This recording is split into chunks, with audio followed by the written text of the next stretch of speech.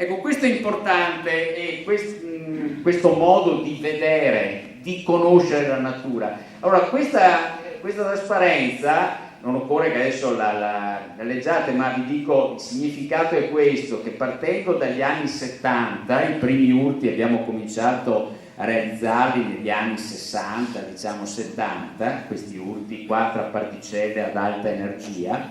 Ecco, oggi siamo andati su con l'energia, forse riuscite a leggere qui le 3 lettere LHC. Questa è la macchina più potente che noi abbiamo al mondo. Cioè, se voi mi chiedete dov'è sulla Terra che io posso trovare un urto tra 2 particelle che sia l'urto di energia più grande, quell'è totale lì più grande possibile, ecco, questo è a 500 km qua da noi, al CERN di Ginevra. C'è questa macchina LHC che accelera fino alla velocità, quasi fino alla velocità della luce, accelera protoni che girano in un senso, protoni che girano nell'altro senso, si scontrano, in questi urti possono produrre particelle migliaia di volte più pesanti rispetto alla loro massa. Ecco, abbiamo guadagnato un fattore circa 1000 nell'energia di queste collisioni partendo dagli anni 70 ad oggi. Ecco, che cosa abbiamo capito? Ecco, una cosa importante, diceva prima la gentile signora che mi ha presentato, diceva che a un certo punto una cosa che mi ha affascinato è il fatto che studiando l'infinitamente piccolo, cioè andando qui a energie grandi, vuol dire andare a distanze sempre più piccole, vedere sempre più in profondità. Diceva prima che avevo capito che questo però confinava con la comprensione di ciò che c'è di più grande attorno a noi, cioè le distanze cosmiche. Perché questo? Ecco, questo è un aspetto che secondo me è veramente affascinante, perché vedo che spesso quando i giovani vengono a chiedermi tesi, chiedono proprio tesi su questo campo della fisica che adesso è chiamato astroparticellare. Fisica astroparticellare perché è al confine tra le particelle, l'infinitamente piccolo, e gli astri, l'astrofisica, cioè l'infinitamente grande. Ecco, questo connubio è rappresentato qua. Allora vi dico un attimo, non spaventatevi da questa trasparenza. Allora, nella parte qui in basso, quello che trovate è questo cammino di unificazione che vi dicevo prima. Qui ci sono le varie forze che si unificano e così via. Ecco, quello che noi abbiamo capito è che queste unificazioni avvengono andando a energie sempre più alte, cioè noi siamo riusciti a capire che c'era questa unificazione delle forze facendo esperimenti a energie sempre più alte. Energie sempre più alte vuol dire distanze sempre più piccole.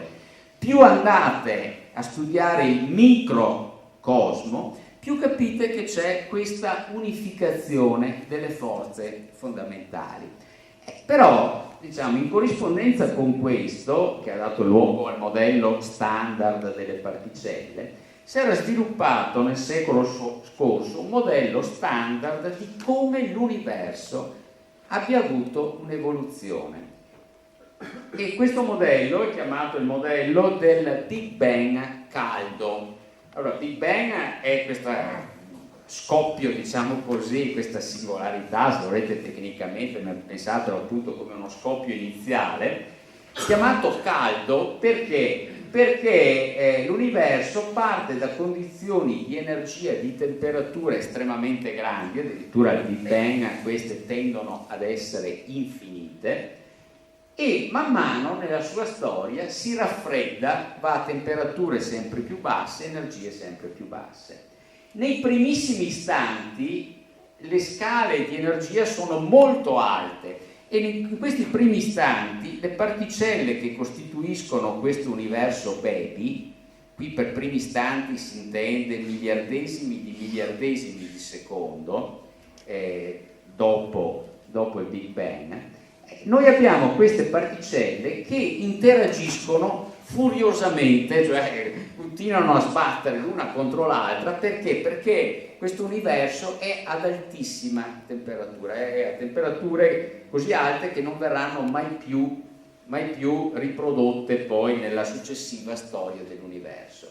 Mai più, ho detto. Ecco, in realtà noi abbiamo l'ambizione, questo probabilmente è un nostro peccato, cioè come fisici, soprattutto i fisici che studiano le interazioni fondamentali, i costituenti elementari, noi abbiamo questa ambizione di voler conoscere proprio la natura nei suoi aspetti più nascosti, più intimi, e qui noi abbiamo l'ambizione di, in questi urti che vi ho detto ad energia altissima, in questi urti qua ad energia altissima, ecco, noi abbiamo questa ambizione di ricostruire per frazioni di secondo. Questi urti che avvengono dell'HC sono urti che avvengono in regioni molto piccole, i fascetti di protoni che si scontrano in regioni molto piccole per tempi molto brevi. Ecco, per questi lampi, se volete, in cui avvengono questi urti, noi pensiamo che questi urti riproducano proprio quegli urti che sono avvenuti 13 miliardi e mezzo di anni fa, proprio nei primissimi istanti, prima di un secondo dopo il Big Bang. Cerchiamo di riprodurre quelle condizioni che erano presenti nel plasma primordiale, se volete lo potete chiamare il brodo primordiale di queste particelle, i quark, gli elettroni, i neutrini, che erano presenti all'inizio dell'universo. È da questi che poi scaturiranno, quando l'universo si raffredda, scaturiranno i nuclei, poi dai nuclei si arriverà alla formazione degli atomi, dagli atomi si arriverà alla formazione dei primi oggetti celesti, da questi si arriverà alle formazioni più grandi. Ecco, ma tutta questa storia, qualche volta si dice che per un bambino sono i primi mesi di vita, no? Mi dicono che sono molto importanti, che poi in qualche modo marchieranno, come dire,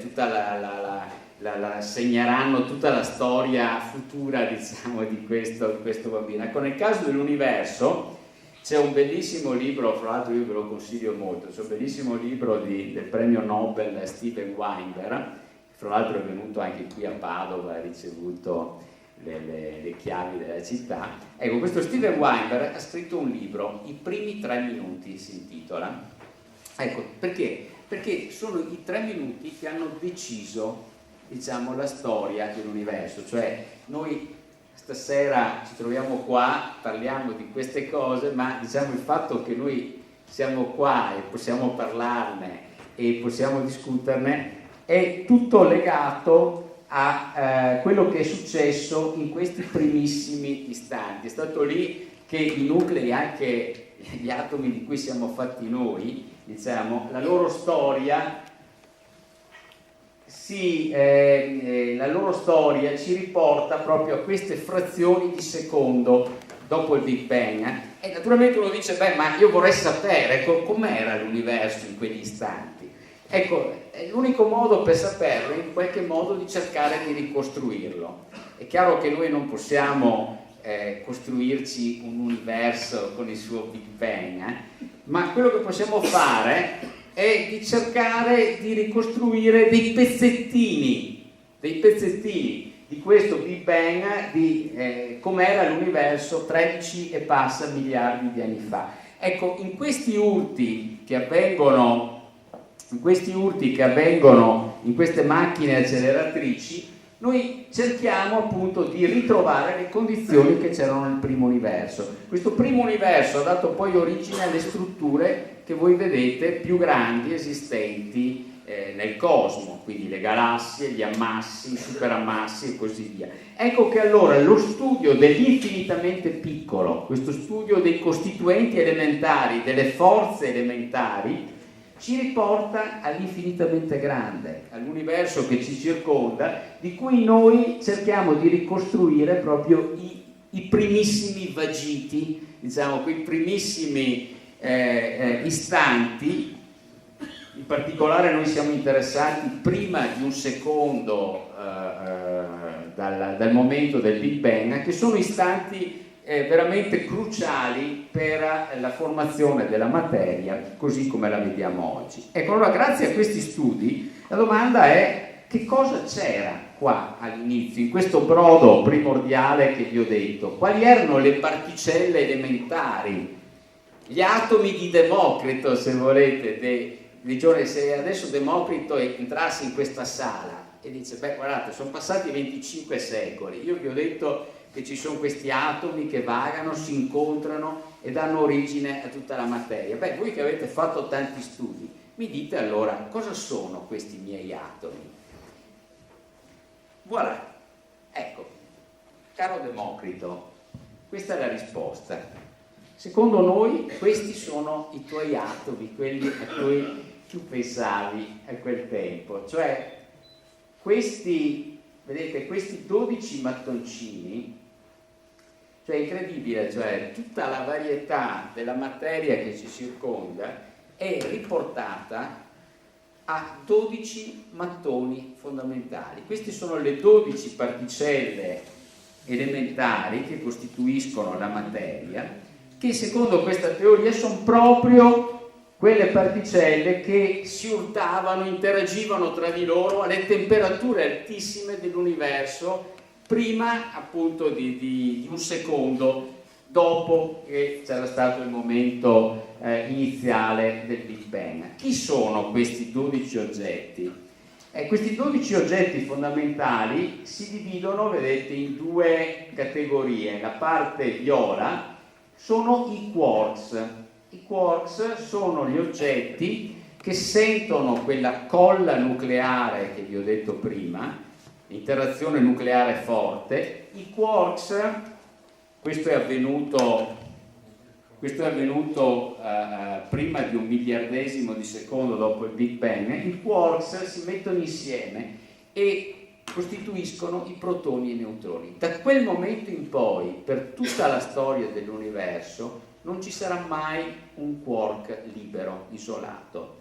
La nostra teoria prevede che i quark siano confinati, è una specie di confinamento perpetuo, cioè i quark dopo questo miliardesimo di secondo dopo il Big Bang, in cui erano particelle libere che interagivano con le altre particelle attorno, verranno inscatolati, verranno racchiusi nei protoni e i neutroni che costituiscono tutti i nuclei, inclusi i nuclei di cui siamo fatti anche noi.